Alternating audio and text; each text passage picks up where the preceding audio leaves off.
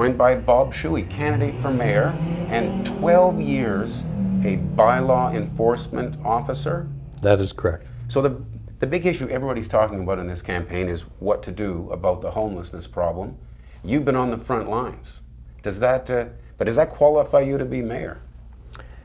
I believe I have the insider advantage in that I've been literally involved with dealing with these people directly. I do know what works and what doesn't work, and I know the policies and the priorities of the current city hall, mayor, and council are not taking us in the right direction. Let's get back to that in a minute, but prior to this interview, you gave me an anecdote that really kind of drives home the kinds of things you've experienced. You were out on a call. Try to tell the story in short fashion, but you witnessed somebody end up getting shot. Yes, actually, just a little over a year ago, on August the 3rd, actually, of 2017, we had a third call about a transient camp, and apparently had campfires as well on the edge of the lake there, the southeast corner of Duck Lake, which was inside the city limits. I did attend with the RCMP, and the gentleman did come at us. And in a threatening manner. He had an axe handle in his hands. He had an 8-inch blade butcher knife on him. And we tried to talk him down when he first produced the weapons, but no, he just kept on swearing at us and came at us, and the officer was forced to pull the trigger on him. He did survive. But that's a traumatic thing to go through. It's a bit of an eye-opener. Some people say the situation downtown is not that dangerous. Well, there are these people, and that very individual, I believe I encountered him like 6-8 months earlier in Kelowna. Okay, so you said moments ago that the city is not handling this issue properly. Where are they going wrong? How will you direct things differently? The situation that I see right now with the city council and mayors, yes, they're spending money. They've hired more bylaw officers. They've asked for more RCMP at the detachment here. However, it's the policies and the priorities. Currently, the priority of a parked vehicle on a residential street, parked over 24 hours, is considered stored, and that's the same level 2 priority as a transient camp at 1500 block of Sutherland Avenue across from a daycare. And that's just not right. It's such an imbalance. Right. And our policies, basically, we're just enabling these people.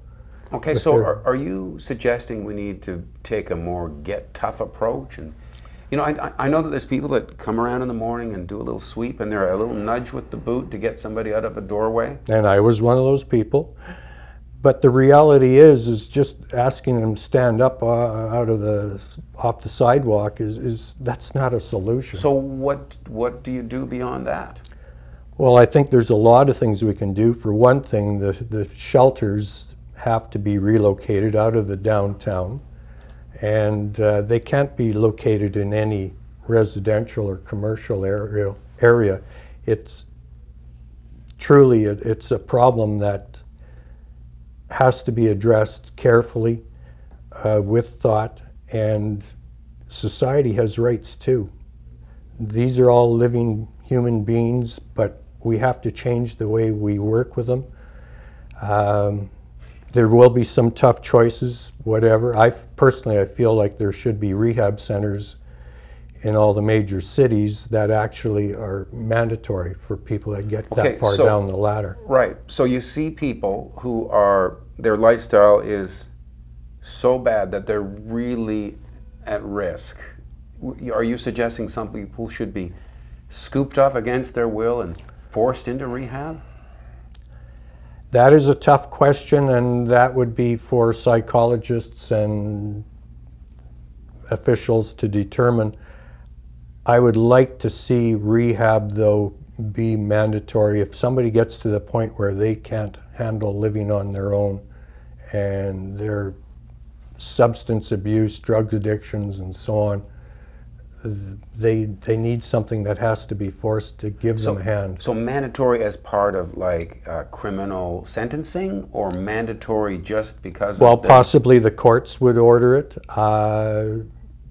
The reality is some of these people will lose their freedoms for a period of time, but it's to their greater good. Basically, what we're doing is allowing these people to kill themselves. We are enabling it with our current policies and priorities. It does seem like a bit of a dangerous slope to be on, though. If we do have people empowered to, take people's liberty away and force them into rehab, that if that was ever abused, well, this is where maybe the courts would, like you mentioned earlier, would be involved. Right. And it's not for a bylaw officer to determine that, or an RCMP member necessarily either. But the reality is if it goes through the courts, though, and somebody has to make sure that these people end up getting help. So you would, a get tough approach, is that what you would call it? Well, yes, but one of the main issues here at the heart of this is we have to make sure we draw the distinction. There's two groups of people. There's those that qualify and they're willing to work with the system, and okay, those we help genuinely. They're all human beings.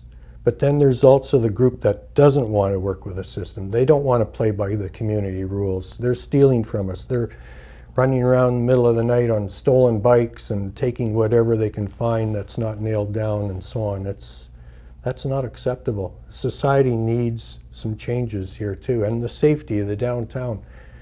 Our tourism is way down in the downtown. Businesses are suffering because of it. People don't feel safe, and the reality is it's deplorable. Okay, so there are other issues, if it's Bob Schewe mayor, dealing with those issues is one small part of what's on the agenda. What else is on your mind in terms of... Well, obviously there's lots of little housekeeping details that I mentioned earlier about vehicle parked over 24 hours is considered stored on the street. We own the streets. The people own the streets. If we can't park on the streets more than 24 hours, that's not right.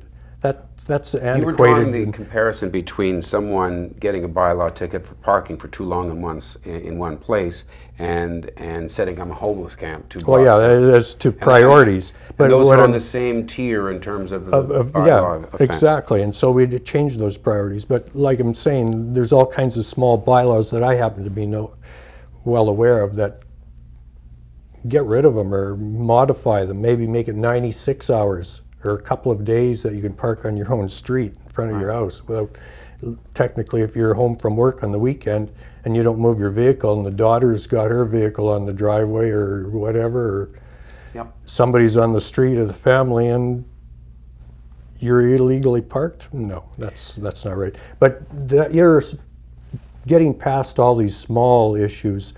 There's lots of major things like affordability in this town. I'd like to see a freezing or a near freeze of property taxes. We all pay way too much taxes, both businesses and residential. And yeah, we've had what, 14% in 4 years or whatever it is. So you would tighten up the purse strings? Yes, I would tighten up the purse strings. We'd have to possibly scrutinize a lot of the services and projects that we tackle with our budgets, and hopefully get that back in order, that we're not spending our taxpayers' money recklessly. Terrific. Well, hey, it was great getting to know you. Bob Schewe, candidate for mayor. Thank you. Thank you. And thank you for watching Kelowna Now.